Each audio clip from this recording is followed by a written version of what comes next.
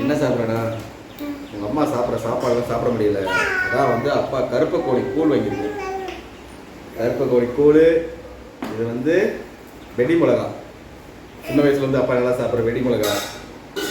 இது வந்து ஸ்டார் அப்பளம். இது ஊறுகாய். ஓகே, நல்லா ஹெல்த்தியாக இருக்கும். சரியா?